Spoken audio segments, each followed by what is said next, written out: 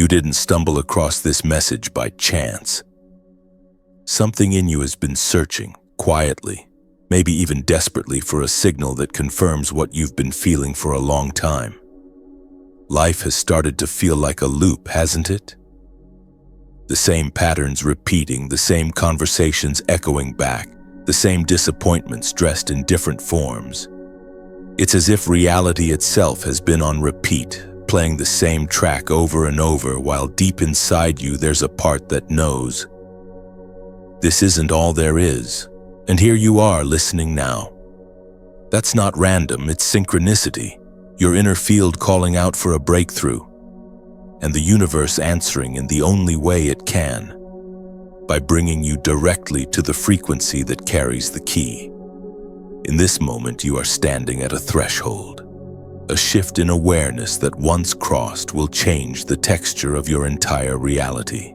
I want you to really notice the sensation rising within you as you hear these words. That subtle recognition in your chest, that stirring in your mind, that sense that something you've always known but could never quite explain is finally being spoken out loud. That's the signal, that's how you know you're ready. That's how you, and if this resonates, if you feel even a spark of that truth awakening inside, take a second now to like this video and subscribe to the channel. It's a small action, but it supports me directly and ensures you stay connected to the transmissions that are about to unfold. Let's slow this down and make it clear. The observer loop is not just a poetic metaphor. It is the very mechanism by which your awareness keeps shaping the same reality over and over again. In physics, the observer effect points to the truth that the act of observation itself influences what is being observed. But in your life, this translates to something far more personal. Every morning when you wake up, your mind scans for the familiar. The same thoughts, the same emotions, the same expectations. And those familiar frequencies become the coordinates your consciousness locks onto. Like a GPS that automatically selects yesterday's destination without even asking you. This is why you often feel trapped in cycles. You meet different people but end up having the same conversations. You change jobs but find yourself reliving the same frustrations. Even your internal dialogue repeats, whispering the same limiting stories that reinforce who you think you are. You're not unlucky. You're not failing. You're simply caught in the observer loop, unconsciously collapsing the same set of probabilities from the infinite field of potential. Think of it like a record player stuck in a groove. The needle is working hard, spinning endlessly, but no new song ever comes through. The loop isn't proof that you're broken, it's proof of how powerful your awareness is. You are literally manufacturing reality through your observation, even if that observation has become repetitive and unconscious. And here's the secret that most people miss. The loop doesn't break by thinking harder or by forcing your way into a different outcome. It breaks by changing the quality of your attention itself. That's where we're going next. If you pause and look closely at your own life, you'll notice the fingerprints of the observer loop everywhere. It shows up in the most ordinary moments, yet it creates a deep sense of déjà vu that you can't quite shake. You find yourself replaying the same conversations with different people. Only the faces change while the storylines remain eerily familiar. You step into new relationships, new jobs, new environments, but somehow the same frustrations and disappointments find their way back into your experience. It's not coincidence, and it's not because you aren't trying hard enough. It's because your consciousness is still scanning for the same familiar patterns, and what you observe repeatedly, you inevitably recreate. You may have also noticed something strange about time itself. On some days, minutes stretch like hours, every small task dragging endlessly, as if you're stuck in slow motion. Then, in what feels like the blink of an eye, entire weeks vanish without any meaningful progress. This distortion of time isn't random. It's the echo of your consciousness recycling the same templates of reality. It gives the illusion of movement, but beneath the surface, you're circling in place. Think about the routines you follow without question. The way you reach for your phone the moment you wake up. The familiar stream of thoughts that arrive before you've even gotten out of bed. The subtle but constant replay of yesterday's feelings. These habits aren't just personal quirks. They're the grooves of the observer loop holding your reality in place. And deep down, you've sensed this.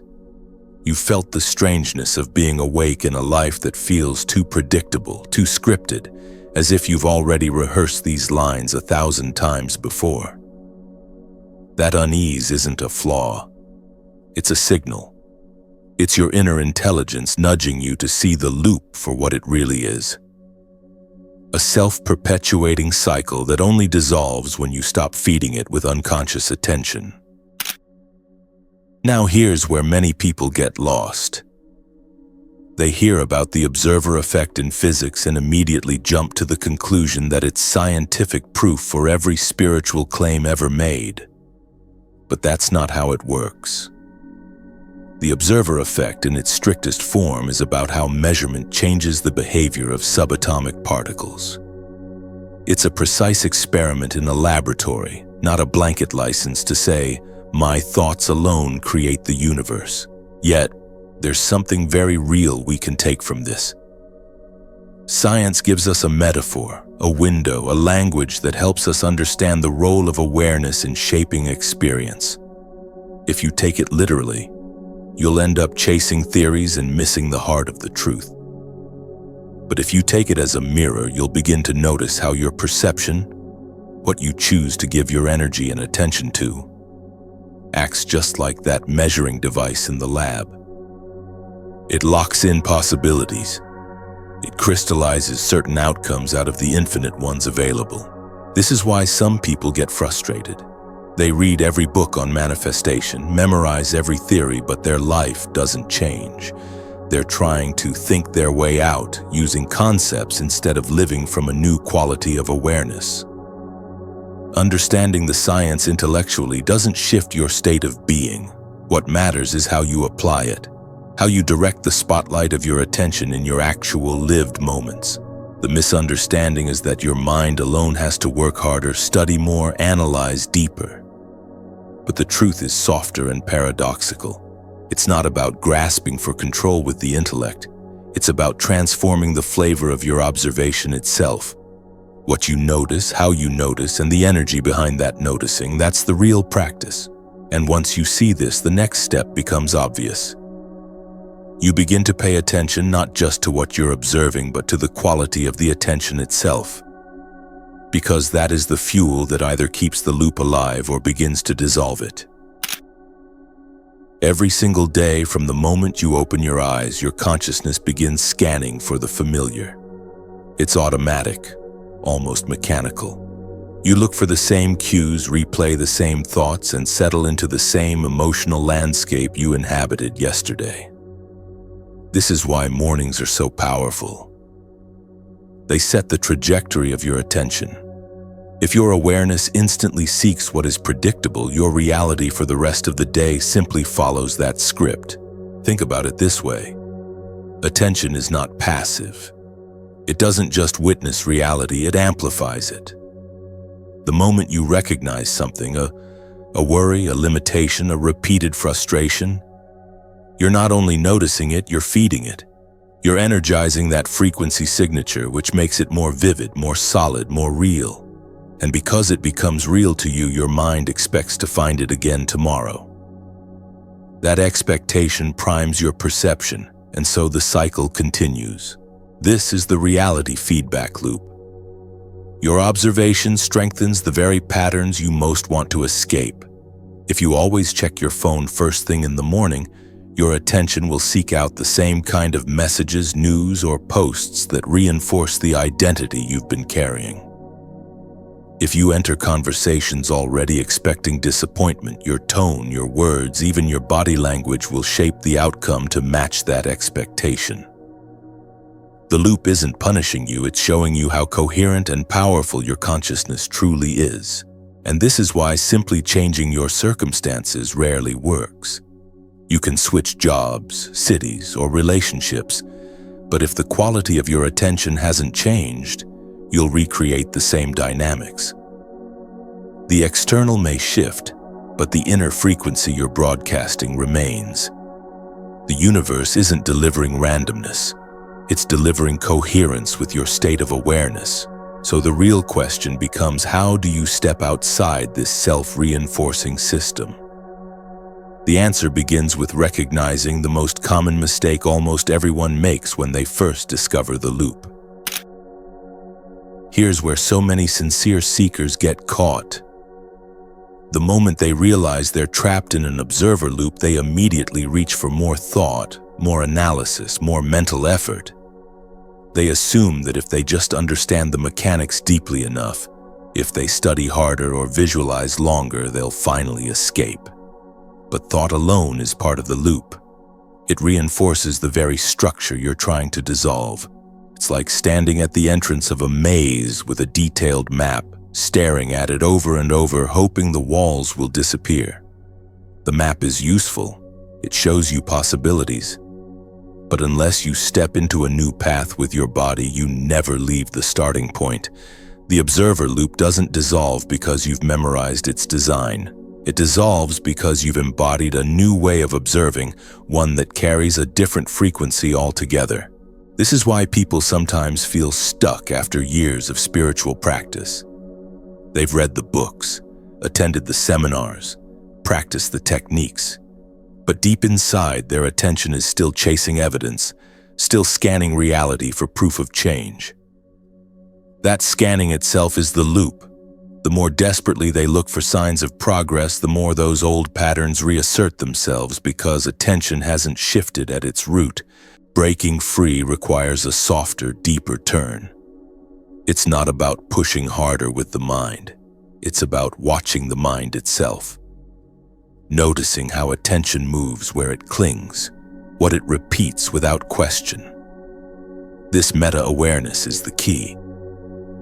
When you begin to observe the observer, you slip into a higher vantage point where the loop loses its grip. And from this place, something new becomes possible. The development of a sensitivity to patterns that most people never notice. The whispers of déjà vu, the ripples of time bending, the subtle signs that reality is echoing itself. The moment you begin to step back and notice the observer itself, a new sensitivity awakens inside you. It's subtle at first, but unmistakable once you pay attention. You start catching glimpses of what we might call quantum sensitivity, the ability to perceive the underlying patterns of reality that most people rush past without ever noticing. You've probably felt it already. That strange sensation of having the exact same conversation, word for word, with the same tone and the same outcome. Most people dismiss it as déjà vu and move on, but you sense there's something deeper happening. What you're touching is a temporal echo, a brief moment when your awareness pierces through the disguise of repetition and sees the loop in action. It's not imagination, and it's not a trick of memory. It's your consciousness brushing against the edges of parallel versions of yourself, revealing how the loop has been playing out across timelines. Time itself begins to feel elastic. Hours can stretch endlessly when you're locked in the familiar, yet whole weeks disappear with no meaningful movement forward. On the other hand, when you touch a new frequency, when you slip just slightly outside the loop, time expands in luminous ways. A single moment floods with insights, synchronicities cascade, and you feel as though you're tapping into knowledge you never studied, wisdom that seems to arrive from nowhere. These aren't random downloads, they are memories from future selves. Versions of you who have already walked out of the loop and are sending back signals through the field. And yes, this can make you feel isolated. Try to share these experiences and people may look at you as though you're speaking a foreign language. They're still content to live within linear time, repeating predictable patterns. But you've glimpsed behind the curtain. You know reality is more like an ocean of possibilities, and most people are treading water without realizing they can swim. This heightened sensitivity is not a burden. It's a signpost. It shows you that the loop is already beginning to weaken. What once seemed solid and unquestionable is now showing its seams. And once you've seen those seams, you can never fully go back to believing reality is fixed. As your sensitivity deepens, the world around you begins to reflect it in uncanny ways. What used to feel like coincidence now carries the unmistakable signature of synchronicity. A book practically falls off the shelf at the exact moment you need its wisdom. A video shows up in your feed as if the universe curated it just for you. A stranger echoes back the very words you've been silently repeating to yourself. These aren't accidents. They're confirmations that your field is resonating at a new frequency, and reality is rearranging itself in response. Even technology starts to behave differently. Have you noticed how your phone sometimes seems to anticipate your thoughts? The song that plays exactly when you need it, the post that surfaces at the precise moment it answers your question, the uncanny way devices glitch when you're out of alignment or flow effortlessly when you're coherent. Technology is not separate from consciousness. It is entangled with the same electromagnetic web that your awareness moves through. What feels like randomness is often your own frequency reflected back to you through digital mirrors. And then there are animals. Pay attention to how they respond when your energy shifts. Birds holding eye contact longer than usual. Cats and dogs gravitating to you with unusual intensity. Even wild animals pausing as if sensing something in your field. These are not mystical fantasies.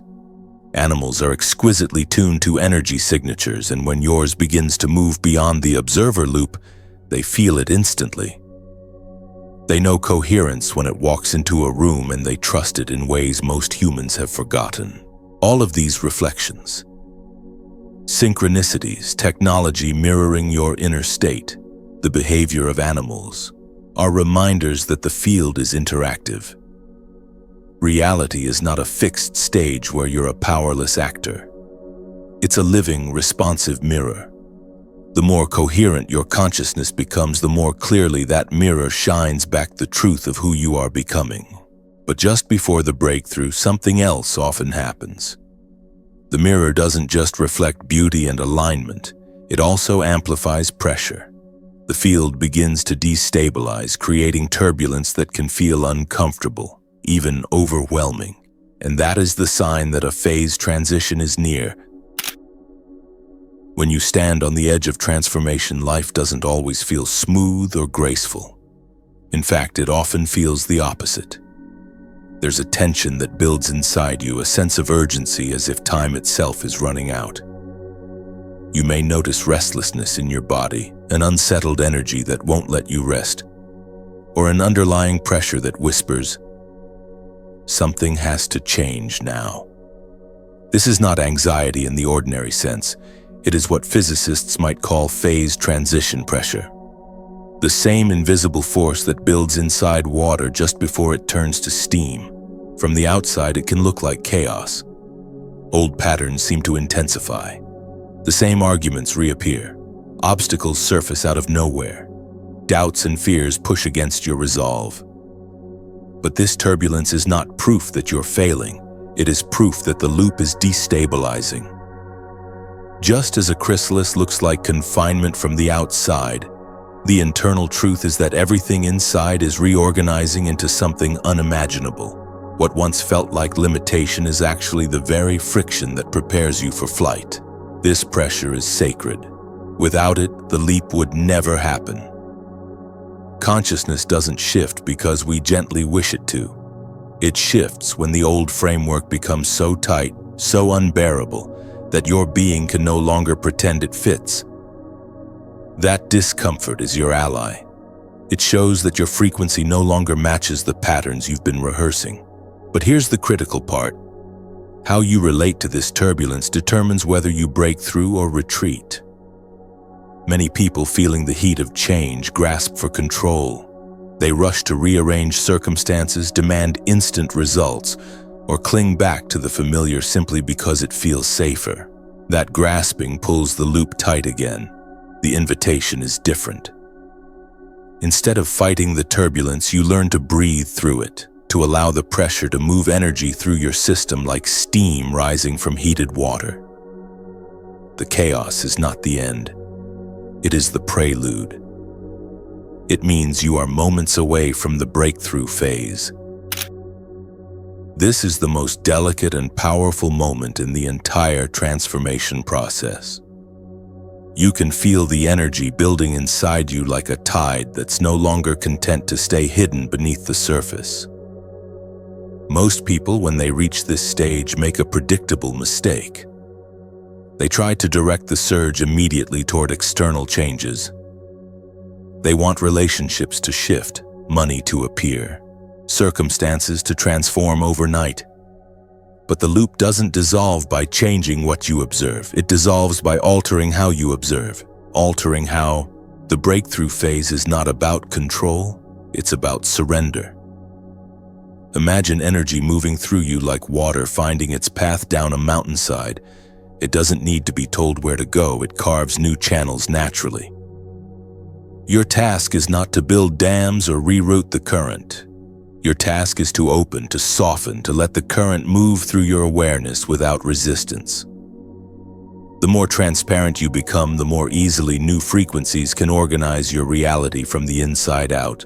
This is where your body often speaks first. Sleep patterns may shift. You may feel tingling in your skin, surges of warmth, or waves of restlessness that don't fit neatly into ordinary explanations. Your cravings change. The foods and habits that once felt comfortable suddenly fall away. These are not random disruptions, they are signals that your DNA, your nervous system, even the intelligence of your cells is reorganizing to support a higher frequency of coherence. The temptation is to push back, to tighten, to demand familiar ground. But every time you resist, the turbulence intensifies. The more you let go, the smoother the transition becomes.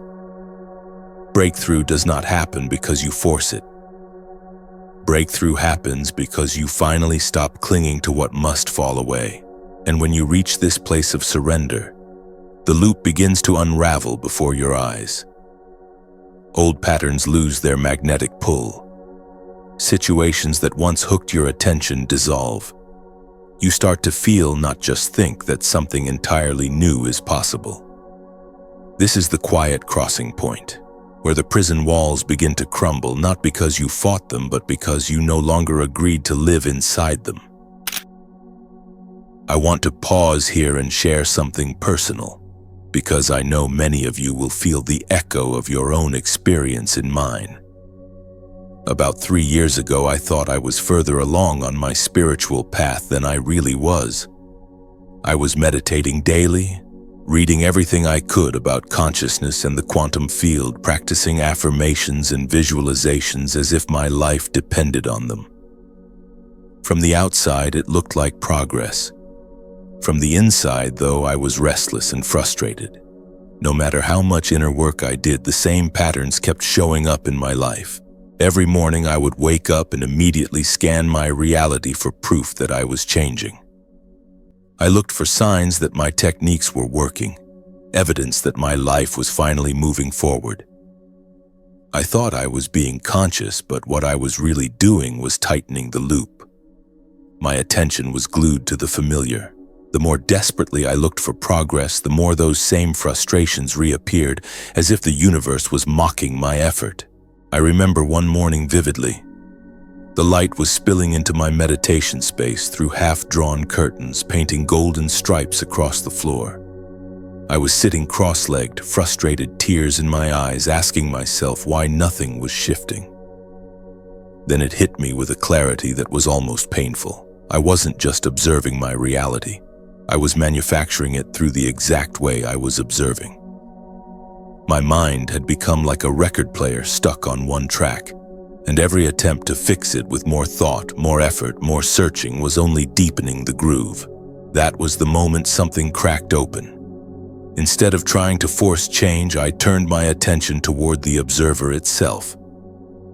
I watched the way my awareness moved, the places it habitually landed, the patterns it clung to. For the first time, I wasn't observing my life. I was observing the observer. That shift alone loosened something I hadn't been able to budge in years. From there, everything began to reorganize. My relationships shifted, not because other people changed, but because I was no longer unconsciously selecting for the same old dynamics. Creative projects that had been stalled suddenly came alive with ease. Even my health improved. Tension I had carried for years began to dissolve, as if my cells were finally being fed with new information instead of the same recycled stress signals. But the most profound realization was this: I was not alone. There were others across the world awakening to the same recognition, breaking their own observer loops, and somehow we were finding each other. We were forming a network, not through coincidence, but through resonance. And that network made the shift easier, as if each breakthrough was multiplied across countless souls.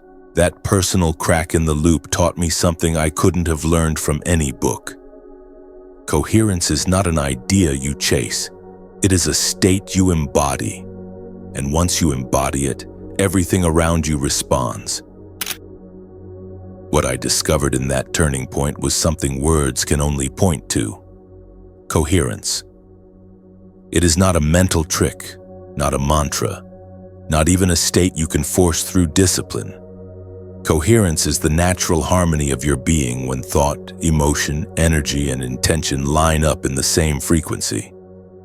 It is the difference between straining and allowing, between chasing a signal and radiating it. Most of us live in what I call searchlight mode. Imagine a single narrow beam of light cutting through the darkness, darting here and there, looking for answers, desperate to catch evidence.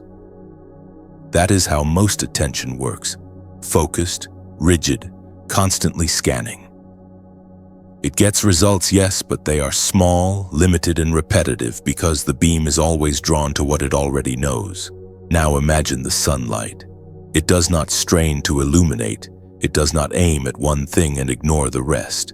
It simply shines, steady and full, revealing everything within reach. This is what coherence feels like. It is not an effortful search. It is an effortless presence. When your awareness stops trying to control reality like a searchlight and instead begins to shine like sunlight, something extraordinary happens. The loop cannot hold. Coherence softens the grooves of repetition because it carries no demand, no desperate need to find proof. Instead, it stabilizes you in a state where reality naturally begins to reorganize itself. Your body relaxes, your breath deepens, your mind feels spacious rather than clenched. From this place, synchronicities multiply, not because you force them, but because your frequency is clear enough for them to flow. And the truth is, coherence isn't something you create. It is something you uncover. Beneath all the scattered attention, beneath all the fragmented timelines you've been juggling, coherence has been there all along, waiting for you to remember it. The work is not to manufacture a new state, but to stop scattering yourself across all the what-ifs and if-onlys. When you return your awareness to its natural unity, coherence reveals itself like the sunrise. Quiet, inevitable, and complete. This is why some people seem to live in effortless flow while others struggle endlessly in similar conditions. It isn't luck, privilege, or destiny. It's coherence. And the moment you embody it, you begin to dance with reality rather than wrestle against it. When coherence begins to take root, a new way of moving through life opens before you. I call it coherent uncertainty, a paradox that becomes the most natural state once you've felt it. It means being fully present, fully engaged, yet not attached to how the outcome must look. It means living with clarity of intention but without the rigid need for control. Most of us are trained to crave certainty. We want to know what's going to happen, when it will happen, and how it will arrive. That hunger for guarantees is what keeps the observer loop alive. Each time you check to see if life has delivered what you asked for, you're reinforcing the separation between you and your desire. But when you rest in coherent uncertainty, you no longer demand that reality conform to your timeline. Instead, you allow reality to unfold in ways that often surprise you with their beauty. Think about someone who walks into a room without needing to announce themselves. Their presence alone shifts the atmosphere. They don't cling to approval or chase recognition. They carry a calm certainty of who they are, and because they're unattached, the room itself begins to reorganize around them. That's coherent uncertainty in action, steady in being, fluid in response. You can practice this even in the smallest situations. When you're stuck in traffic, notice the urge to fight what you can't control. Then soften. Breathe. Release the outcome of when you'll arrive, and suddenly the ride feels different. Or in conversation, rather than rehearsing how you want the other person to respond, enter with openness. Let the exchange flow where it naturally wants to go, and watch how the quality of connection deepens. Coherent uncertainty is not about apathy or indifference. It's the opposite. It is full engagement with reality, but without the weight of grasping. It's a dance, not a battle. And once you learn to dance, life stops recycling the same rigid moves. It begins to surprise you, delight you, even astonish you, because you've made space for possibilities that the loop could never allow.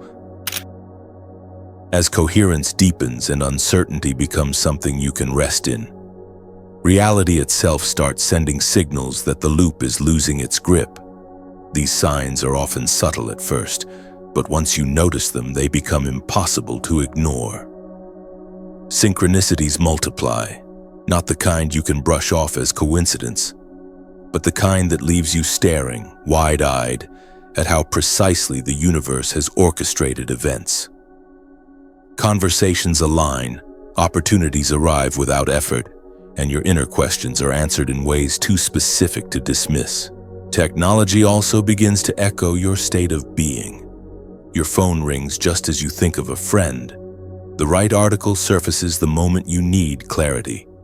Sometimes electronics glitch when you're out of alignment, then work flawlessly when your energy steadies. To some, these are random quirks. To you, they are mirrors, reflections of how consciousness and field are intertwined. Animals may sense it too. Pets watch you more intently, or a bird lands nearby and locks eyes in a way that feels like recognition. The natural world responds to coherence. It doesn't need explanation. It simply reflects what you are becoming. Perhaps the most profound sign, though, is how time itself feels. Days stretch or collapse. Hours dissolve into a state of presence that feels timeless. Nights bring dreams so vivid and layered they feel like transmissions, teaching you in symbols your waking mind is still learning to decode. These are indicators that your awareness is no longer confined to the narrow tracks of the loop. But here's the caution. Don't turn these signs into idols. Too many seekers mistake the signals for the destination. They chase synchronicities, count coincidences, or obsess over dream symbols, and in doing so, they recreate another loop. The loop of needing proof. These signs are not trophies. They are trail markers, reminders that you are on the path. Their purpose is to encourage you not to become another prison of expectation. The real work is to let the signs reassure you without clinging to them. Smile when the universe winks, but keep walking. The deeper transformation comes not from collecting evidence, but from embodying a state where evidence is no longer required. That is the difference between momentary magic and lasting liberation.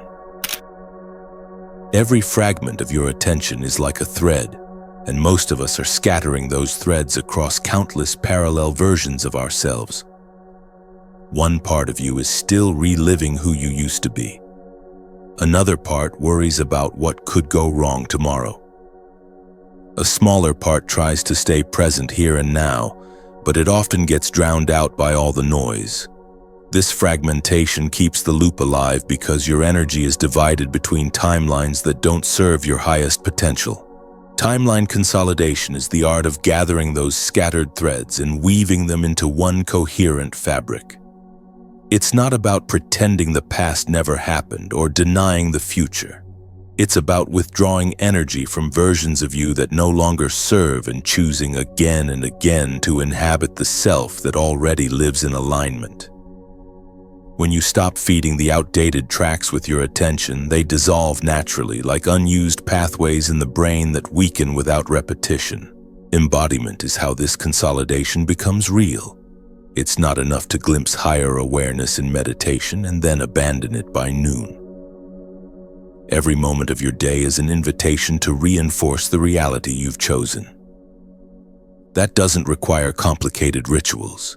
It requires small, steady anchors that remind your nervous system of coherence. In practice, this could mean beginning your morning with a breath that affirms presence before you reach for your phone.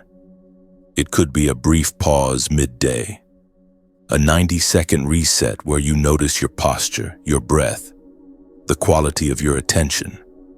It could be writing a single line in a journal each evening, not about what went wrong, but about one moment when you lived as your future self would.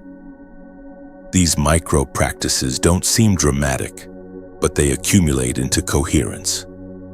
They train your body to expect alignment until it becomes your natural baseline.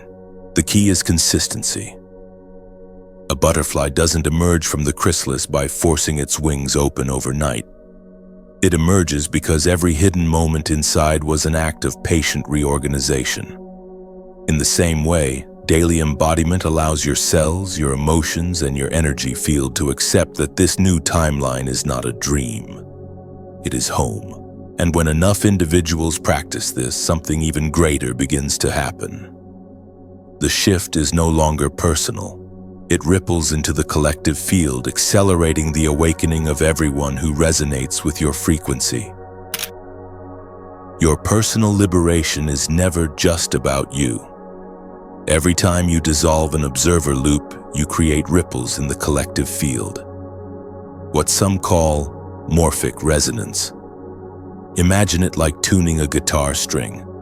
When one string vibrates at a certain frequency, nearby strings begin to hum in sympathy. In the same way, when your consciousness anchors coherence, it becomes easier for thousands of others to find that same frequency. Your transformation strengthens the network of awakening souls across the planet. This is why the moment of declaration matters. Words are not empty when they come from a place of embodied recognition.